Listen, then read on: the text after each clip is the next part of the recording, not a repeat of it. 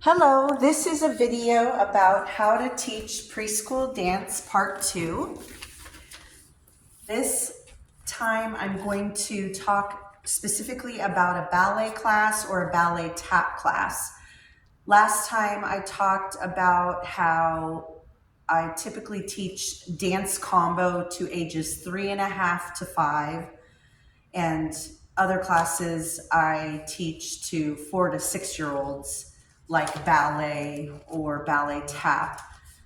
I say 3.5 because when I first started teaching, places kept trying to get me to teach brand new 3 year olds.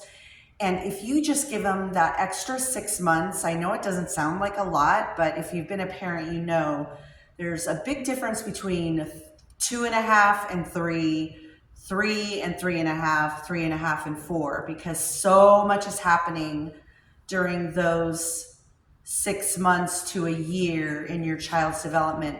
I've just found that if a child is at least 3.5, usually they don't have potty issues, which is helpful because if a child has to go to the bathroom during class, I have to call someone from the front desk to come take them to the bathroom. But a lot of times then the other kids are like, I have to go potty too. And it's like, really? If one person says it, then everybody says it. And so what I do is I emphasize to parents, please take your child to the bathroom before class. It's really important because 45 minutes is a long time and for a preschooler. And if they haven't gone recently, then they'll most likely have to go during class, and it can really disrupt things. So that being said, their potty issues usually go away by the time they're 3.5. They can make 45 minutes, and they're probably not new at potty training, hopefully. Also, 3.5 just gives them an extra 6 months to be less anxious about things. So what I mean by that is their cognitive ability, their language skills, their communication skills, understanding what a teacher's saying and how things work in a classroom. Usually 3.5 is just better than 3. So also 3.5 to 5, at where I work, the kid could almost be 6. So that's like a huge age range. So that is why I say 3.5. And I get kind of obsessive compulsive about that 3.5 because it just makes the class so much easier if you've got kids that aren't anxious, afraid to be in a class without mom or dad, and kids that have control over being able to use the potty and be confident about that. So going back to what I first mentioned in this video is that I was going to talk about just ballet or just ballet tap. So in the dance combo explanation, I talked about the different activities I do. So if you go back and watch that video, I do the same pattern for a straight ballet class, but with a little variation. So I start out with books. They're looking at books on the floor, pictures of dancers, getting excited about that. We put the books away. They practice an arabesque at the wall or at, I have a ledge in this classroom that's in the windowsill where they put their hands on something and just practice holding their leg up behind them with a straight knee and pointed toes. Then I have them do a prop dance. And specifically for ballet, I either have them do a flower dance, which is to the Wiggles song, The Dancing Flowers, or Happy Birthday Princess, which is a Disney song that I found. And those are with pom-poms. The flower dance is with scarves. And then I have a magic wand dance that I do to Bippity Boppity Boo from Cinderella. And I forgot to bring the magic wand to show you, but I have some really cool ones that are sparkly and they have water in them with glitter, so you can see the water and the glitter moving around. And there are lots of great dance toys that you can find on Amazon, so it doesn't have to be the same as what I use. But I like for each kid to have their own magic wand, and we do some activities that work on right versus left and moving their arm over their head or around in a circle, things like that.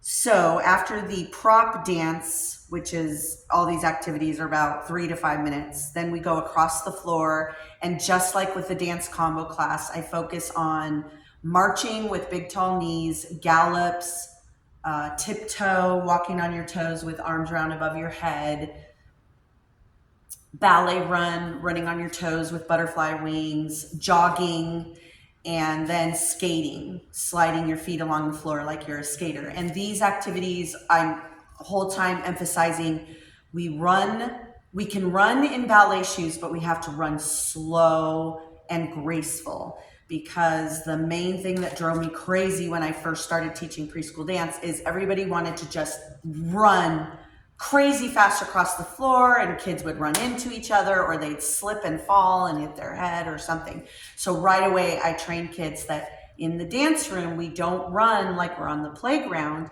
We're running like a dancer. So it just helps them learn that right away, and it solves a lot of problems. After across the floor, we do a stretch, which includes plie, passe, bourrée, and I'll talk about that in more detail when I do another video on that. And by the way, I realize that most dance classes start with stretching, but when you're talking about little kids, they want to get moving right away and they're excited. And I find that them engaging with a toy like a scarf or a pom-pom just relieves so much anxiety. The kids that are nervous and shy and don't know me, or maybe they've never been in this type of class before, if they have something exciting to hold in their hand, like a pretty scarf or pom-poms, the anxiety just usually goes right out the window. They just forget that they're in a new, maybe potentially scary place, right? So I save stretching for a little later in class because it's not super exciting. I do try to make it fun, but let's face it, it's stretching. So that is why I don't start with stretching. Stretching happens, more towards the middle of class. And then after we do our stretches and plie, passe, bourrée, we do a routine. So I'm teaching them a very short routine, and it starts like the first week, maybe it's a minute long, and then we do that for 2 weeks. And then the third week I add on to it, and then maybe it's like a minute 30, and then by the fourth or fifth week, I add more. And so by the end of the session, which I typically do 8 to 10 weeks, they've learned a whole routine that's maybe 2 to 3 minutes long. And I have to look at the clock because I have a class to teach in a few minutes. So moving on, after the routine, we do freeze dance, which I talked about a little bit before. Then we do obstacle course. And obstacle course, I'll give you a totally separate video on how to do that. It's super fun. The kids love it. And it's a great opportunity for them to take turns. And by this point in class, they're kind of tired. And so they get to sit and rest while other people are taking a turn. It's just probably one of my top 3 favorite activities to do. Then there are some things you can do called march, clap, battement, which I'll do a separate video on. We can work on positions like first or second or even third. For age 3.5 to 5 or 4 to 6, I don't go beyond first and second. Maybe I'll do third, but not fourth or fifth. Fourth and fifth is just, I think, too hard for little kids to do. And then there's an activity called corners that you can do towards the end of class too. So that's my ballet lineup. And then my tap and ballet class, I start with tap. So they come in with their tap shoes on and they're holding their ballet shoes and or their water bottle or whatever else they need, because the goal is to not have the parents in the room at all. So usually, or where I teach, they have to be 4 to 6 years old in order to take ballet tap together, because 3.5, they're still pretty little. So they come in with their tap shoes on, they got their ballet shoes, they put their ballet shoes down, and then they're looking at books still for the first 5 minutes, pictures of dancers, we put those away. Then we get up and we do some across the floor, and I'll do like a whole video about tap activities. So we do some across the floor, like stamping and tippy toes, where you're just moving your feet fast, but you're on your toes and moving across the floor. And then I like to use Al Gilbert, and I'll talk about that more in the tap video. He has some really great activities, and I even have the music with him on there going point together, or heel together, heel together. Really simple activities to do in tap shoes for preschoolers because they don't have a lot of fine motor skills. Then we do some rhythm claps, which I'll go over in another video. And then we might do some more across the floor where they're learning a specific skill like step toe behind, or what I call alligator snaps. So again, I think I'll do a whole video on just tap activities. Then what we do is I have them go over and change their shoes. And during this time, I take like 5 minutes to help the kids change their shoes. So I help them take off their tap shoes and put on their ballet shoes. That's the reason why we do tap first. It's so much easier to move kids, and I'm looking at the clock again, move kids from tap to ballet, because it's easier to put their ballet shoes on than put their tap shoes on. So it takes about 3 to 5 minutes for everybody to get their shoes changed. And while they're doing that, they can also go pick out toys for freeze dance. So they can pick out 2 pom-poms, 2 scarves, or 2 different toys. And I'm just kind of keeping an eye on kids. They can move around while they're picking out their toys. And I'm helping some of the younger or less coordinated kids change their shoes. And so I'm just making sure everybody's being safe. And then we play freeze dance in their ballet shoes. So again, they get 3 to 5 minutes for that. Then we practice our arabesque at the wall or a windowsill. Then we do the stretch, plie, passe, bourrée activity, same as dance combo. And then we do across the floor. And so across the floor, just like I said, we're doing all those things like march, gallop, skating, etc.